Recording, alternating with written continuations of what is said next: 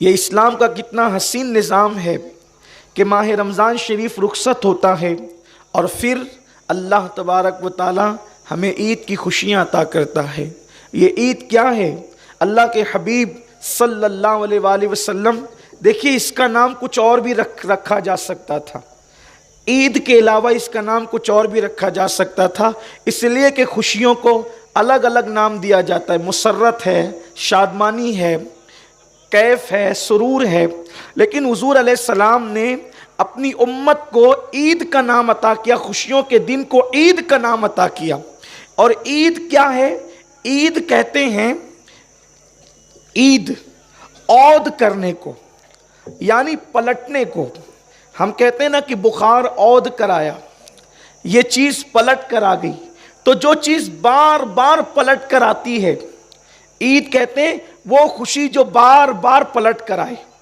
اس کا مطلب یہ ہے کہ اللہ کے حبیب نے امت کو گارنٹی دی ہے کہ غم پلٹ کر آئے نہ آئے، لیکن اے میری امت تم تک خوشیاں ضرور پلٹ کر آئے گی، تم تک خوشیاں ضرور پلٹ کر آئے گی۔ اسلام میں کوئی دن ایسا نہیں ہے جس کا نام یہ ہو کہ غم پلٹ کر آئے گا، لیکن اسلام میں عید ہے، خوشیاں پلٹ کر آئے گی۔ اور پھر اس کے بعد صرف اللہ اکبر، عید الفطر کو عید نہیں کہا، بقرعید کو بھی عید کہا۔ اور پھر مصطفیٰ جان رحمت کا کوئی امتی سوچ سکتا ہے کہ چلو سال میں 2 مرتبہ خوشیاں پلٹ کر آئے گی، لیکن آقا نے ارشاد فرمایا ہر جمعہ مومنین کے لیے عید کا دن ہے، یعنی کہ صرف سال میں 2 خوشیاں پلٹ کر نہیں آئے گی، بلکہ ہر ہفتہ پلٹ کر آئے گی، ہر لمحہ پلٹ کر آئے گی، ہر ساتھ پلٹ کر آئے گی۔ اس لیے اس کو عید کا دن کہتے ہیں۔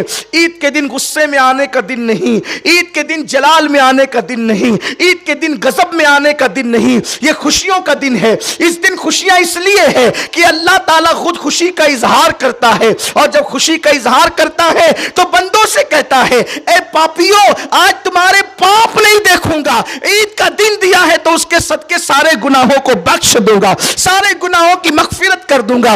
عید کے دن جب عید کی نماز پڑھ کر مسلمان اپنے گھروں کی طرف پلٹتے ہیں تو اللہ اس شان سے عیدی عطا کرتا ہے کہ فرشتوں جا کر اعلان کر دو کہ گناہوں سے ایسے پاک ہو گئے ہیں جیسے ابھی اپنی ماں کے پیٹ سے پیدا ہوئے ہیں، جو مانگیں گے عطا کروں گا، جو مانگیں گے دوں گا۔ اور اس کے بعد فرماتا ہے تمہارے روزے قبول کیے، تمہاری نمازیں قبول کی، تمہاری تراویح قبول کی، تمہاری تسبیح قبول کی۔ بس بات اتنی ہے کہ بندہ اللہ سے امید کرے۔ مجھے ایک بات بہت پسند آتی ہے، ایک مرتبہ یہ ہوا کہ ایک پیغمبر، دیکھو عمل کتنا ہی مختصر ہو، کتنا ہی ٹوٹا پھوٹا ہو، مگر یقین مضبوط ہونا چاہیے اللہ پر۔